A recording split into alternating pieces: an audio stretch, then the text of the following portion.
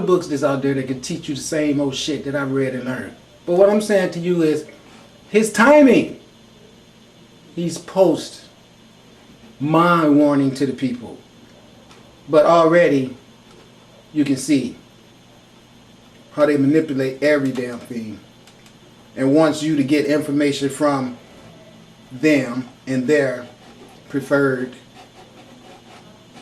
gay rights is what we all got forced on us.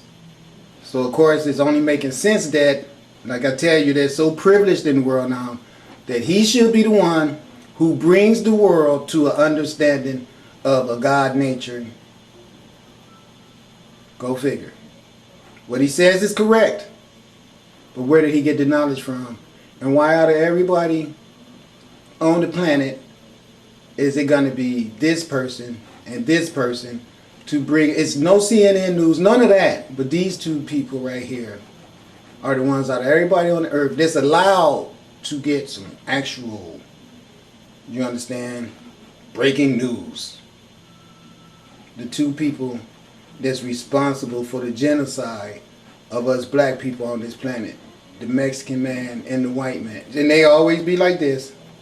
All the time. I've been telling y'all that shit forever. About this homo shit being privileged to be trying. Caesar was gay as hell. Okay, a lot of the freaking people in the Vatican that run everything gay as hell. So now here goes, could be, I don't know him, never saw him before, but I'm only being honest, calling it like I see it. Because now, come on. Does look kind of feminine there, alright?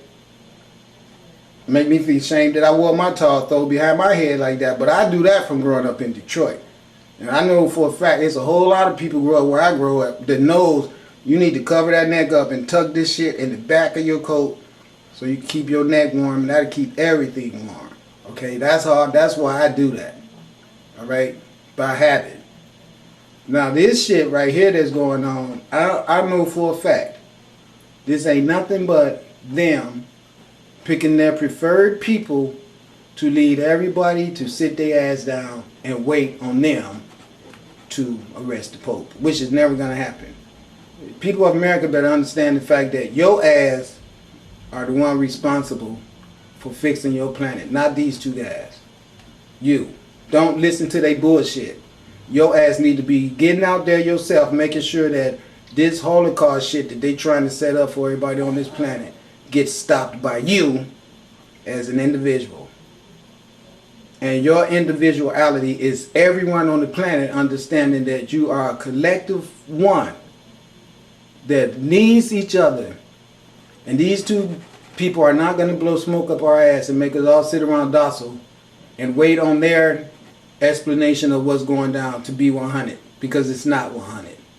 Because if it was, somebody ass would have been arrested by now, and no one has been arrested, and pedophilia is still going on, and people are still going to church, and the Holocaust is still going on strong. Children are still dying in Iraq. Don't let them blow smoke up your ass. What's your input on this situation, Kate? Well, I'm going to bring a couple of things to light that most people, excuse me, generally don't consider. What Kevin's his name is Kay, in case you guys want to know. Talking about is with the legal system as it's set up, it's all lex mercantorium. It is Phoenician, commercial, maritime, you call it, fictitious corporate law. And for many centuries, it goes back further than 1302, but for many centuries, layer by layer, mankind has been enslaved. I've covered this a few times, but I'll give some background information. You can look up Edward Longshanks, the entrapment of the family name, surname, And you know, for the record, I want to say something too, because I have to. I get so tired of people being upset with me for being as open, as honest as I can be. I don't know this person. I never saw this person before.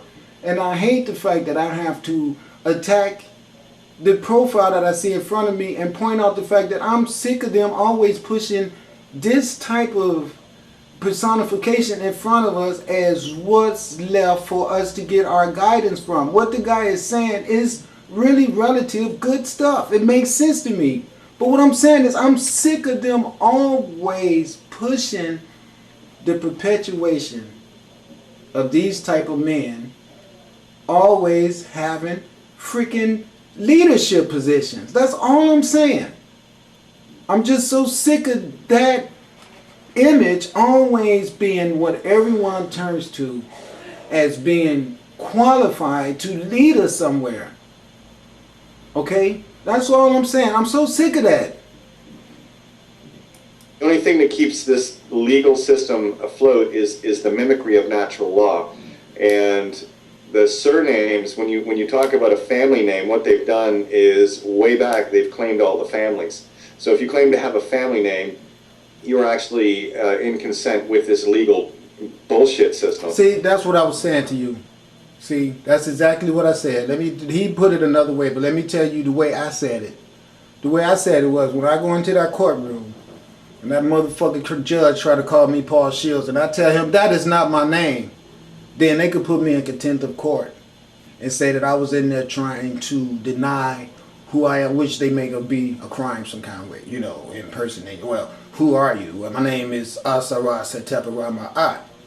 By the time we get there, he's going to switch it because he's not going to ask me, well, how is that your name? Because he know I'm going to say, well, because your ancestors stole my ancestors and brought me here to America and you gave me another name because you felt that I was your property because of the crime you had committed.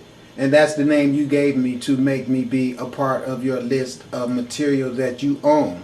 Because if my name remained the name that my God gave me, then it would be in everyone's face that I'm property of my creator God, not you. But when you start calling me Paul Shields and putting me around circumstances like shackles on me and beating me with a whip and say, yes, your name is Toby. And then I say, no, my name is Kunta. And then you keep beating me with that whip until I say my name is Paul Shields. What happens is you started an initiation where I would have to name my son the same name that you gave me. But that's not the name that God gave me. So as long as I go by that name and someone asks me how did I get that name, I can tell them how you committed a crime. And your crime made me become denationalized as well as displaced as well as misnamed. Now I'm a misnomer in this world because of your crime. So when you go into the courtroom, the first thing the judge do is give you an attorney. And they say that your ass is incapable because you're not one of their attorneys, meaning that you did not go to their law school and give them money to have the privilege to talk to a judge. That's all it boils down to. If you're not a lawyer, you as a person being accused of something is not qualified to talk to a judge because you're property of the court. And property shouldn't be able to talk because then when you start talking, you right away eradicate the possibility of you being property because property should not be anything that can think. Okay? So when you start having property that can think, then what you start doing is being abusive to the natural way of laws, just like what he said. And that's the reason why when people get animals and name them, it's always some type of abuse because you take them from their original owner, which is their creator. That's the reason you shouldn't take an elephant from Africa and bring it to California and incarcerate it in a cage because you wouldn't want no one to incarcerate you in a cage. But these people right here, the ones who's going to tell us who committed a crime and who didn't, and that's the reason why America was able to go on victimizing all of the non-white people as well as the non-white people here in this country, and to this day it's still doing it. Even got Nazi Germany concentration camps here in America, but he's talking about the freaking Pope in the Vatican. Let's see if they ever get around to America in these concentration camps, because I only watched about 15 minutes of this and I decided I was going to say something, because after that 15 minutes I didn't hear him say anything that was pertaining to the fact that the Pope is only established because of the atrocious deeds of America as well as London City as well as Israel. The Pope could not exist without their backup.